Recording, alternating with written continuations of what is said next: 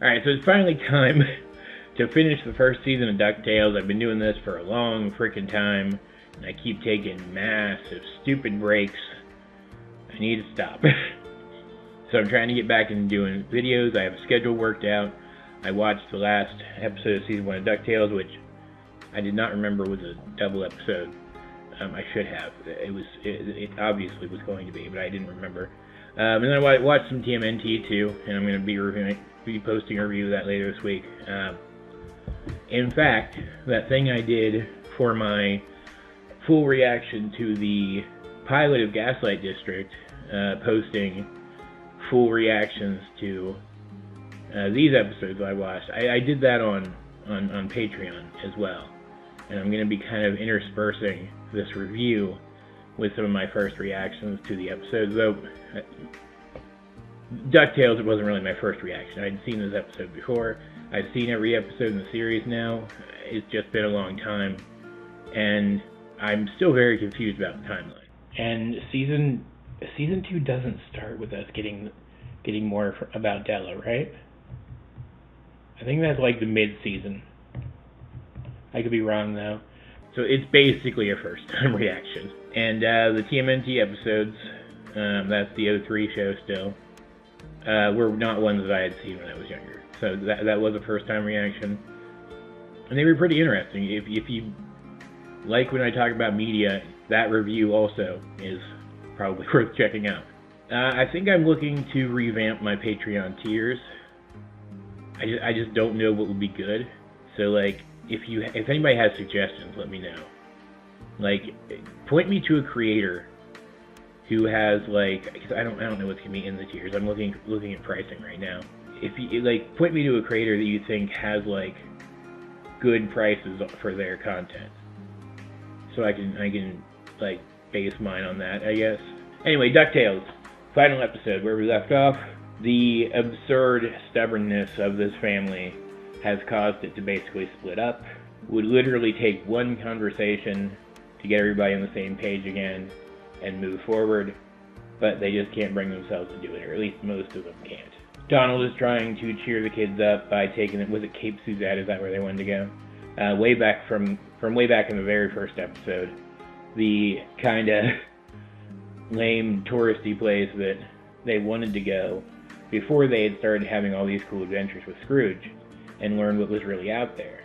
And it just doesn't feel like it would be exciting anymore, because of course it wouldn't be.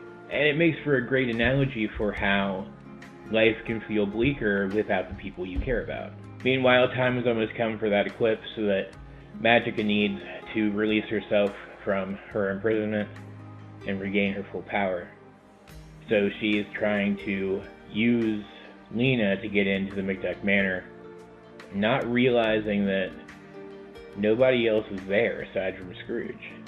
Nobody who can actually let her in. And I had completely forgotten, I don't know how, I'd completely forgotten that Lena, like, doesn't exist. She's, like, a piece of Magika, which does become important in this episode.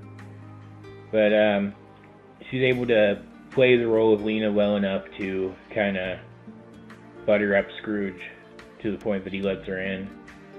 And he's not living well. It's really kind of sad, but makes for some really funny and memorable scenes. And at first, it just seems like he has stopped caring. But it becomes very clear very quickly that everything he's doing to cope with the fact that he misses, particularly the kids. And Magika, she could just kill him. She could just kill him right now. And I actually criticized her for that, because I'd be a much better villain than almost any villain in fiction. Straight up. Maybe you should be going. Lena, what the? You could have literally just killed him, though. I'm gonna fight the child. She's her own worst enemy, this shadow. She could have killed him right there, moved on. But she wants the #1 dime so she can free her physical self from it, and then trap him in it, and put him through what she's been through. And so her stupid pettiness ends up being her own undoing.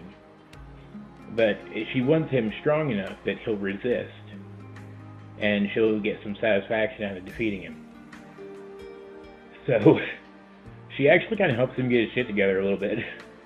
Meanwhile, Beakley's on the houseboat with the kids, just masterfully manipulating their emotions into getting them to actually try to reconnect with Scrooge. It was very well done. She's apparently just good at everything. Closed himself off was because the loss of Della was the hardest thing he'd ever faced. Harder than any adventure. See, this would have been such a simple conversation if he had just had it with him. Family more than anything in the world. And frankly, this being a comedy show, if it had just been about the funny circumstances leading up to the two sides of this disagreement reconciling with each other, it would have been a perfectly fine episode. And like, let's say Lena shows up and she's the one helping Scrooge, right? It's not Magika possessing her. It would have been a perfectly fine episode. But you've got all the Magika stuff in there too, which is great because Magika's voice actress is great. And then when Magika actually gets free and starts like just screwing stuff up all around town, bringing people's shadows to life and summoning them to her so she can send them against her enemies, doesn't immediately kill all the heroes with their own shadows. Again, she's not good at being a villain, but she calls them all together. She breaks into the money bin, kind of makes it her new throne room, and she does trap Scrooge in the dime. And the rest of the primary characters don't know what's going on. They just know that something's going on and that they need to do something about it. And it leads to some great moments where we see how other characters fit into the extended family dynamic of this group, and certain characters get a chance to show how heroic they can be without the means by which they usually do that. Blathering blatherskite! Illumination, gentlemen! If we increase Lil Bob's wattage output and optimize the laser's spatial coherence, yes! It's cool to see that he's a hero without the armor too. Like, everybody's getting a chance to show dimensions that they haven't yet. He could do it again, right? It's neat, is what I'm saying. I like it. It's really good. It leads to some really good action sequences that just... most of them are just happening in the background. But they made as big an impact on me as, like, the centerpiece action sequence that ends out the episode. Particularly funny touches were revealing the boys represent the full spectrum of people who watch Donald Duck cartoons. Did anyone? Yeah, I was gonna say. It's mostly context. Can we get like every third word? Nope, completely unintelligible. When Donald takes charge and they can't work out enough of what he's saying to make use of that, so they give him this cool translator that turns him into Don Cheadle. Definitely a better use for him than Marvel. And so Donald gets to go through the entire episode speaking coherently with a fantastic voice and coming up with great plans and saying all these inspirational things that apparently he's been saying the whole time. And I don't understand enough what he usually says to argue that. So, great bit, just a great bit. And then him and Beakley on the houseboat defending it from the shadows, and him jumping off to go and try to help the boys and Scrooge, because the boys aren't supposed to be involved, but everybody knew they'd get involved, right? And then the houseboat just immediately getting destroyed because Beakley isn't as good at taking care of it as Donald is. Like, the one thing she's not better than everybody else at. Great bit. Launchpad trying to crash the plane into Magika as a means of maybe taking her out, and not being able to because the shadows keep blocking him, in spite of the fact that the one thing he's actually good at is crashing that stinking plane. Great bit. Fantastic. Just as the thing that eventually ends up, like, finally taking her out, more or less, being him finally throwing himself at her and crashing into her with his body. Excellent. Also funny. But the highlight of the episode was when the boys confront Magika in the money bin, and they're using all of the things that are unique to them, their character traits, weaponizing them to distract her and throw her off balance. They're swimming through the money in like true McDuck family fashion. Nothing about it felt like a stretch. Nothing about it felt contrived. They were in character, and they were winning in character.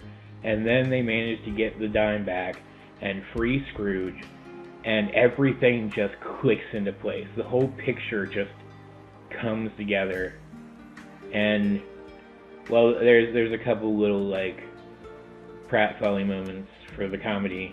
Scrooge is just in control of the situation for the rest of the confrontation, mostly. Like, something was missing this entire episode.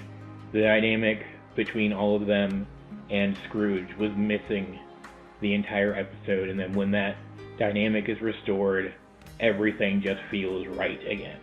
And when Magika gets kind of blasty and starts, like, being a real physical threat, they expand on that extended family thing by having Webby's friendship bracelet from her friendship with Lena acting as like a token to channel the strength of their friendship into a defense against Magika. And later, the dime is able to act as a channel for the strength of their family bonds to defend against Magika. And eventually her power is stripped away, and I hate what they did to her design here. Her feather color changes. I thought she looked great before it. Though, I kind of feel like these character designs would be a lot stronger if they were, like, not ducks. And not for the reasons you may think. Whoops! How does it feel? She's such a bitch. And you know what? If she weren't a duck... Oh, looks like your family's coming to I play. would. I just think... I don't really know how to describe it. I think it's the beaks. Or they're not beaks on ducks. Where are they? Bills? Duck bills? I think... while they managed to make them look really expressive in the animation, these character models would just look so much better without them if they just had, like, normal mouths. If they just were humans with normal mouths. I may be in the minority on that. I don't friggin' know. But her design was so much more... Her design was so much cooler when she was, like, emerald green. It kind of bummed me out. And so, in the end, everything goes mostly back to normal. The family dynamic is restored. Webby feels more integrated into the family than she's ever been. But there are some changes to the status quo that will set up story threads going forward. Lena actually emerged from Magika again and got in her way to protect Webby and was seemingly destroyed. But we see at the end she's now kind of existing in Webby's shadow. But more importantly, because the McDuck family saved the city, they go on the news, and the signal was picked up by Della Duck on the moon, and she recognizes her family.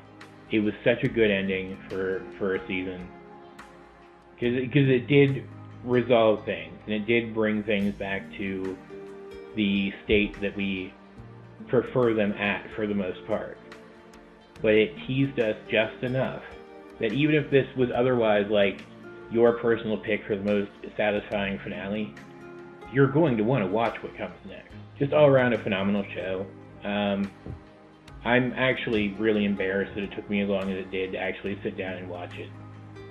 And I desperately want to watch it again, so these reviews are going to keep coming. I know, considering how slowly they've been coming out, this would be a good stopping point if I wanted to move on to something else, but I want to finish this. I really like this show, and I want to talk about it. Because while the themes never get, like, super complex, I feel like this show's message of, like, the importance of family, but also that family isn't just, like, your found family or your blood family. It can be a blend of anything.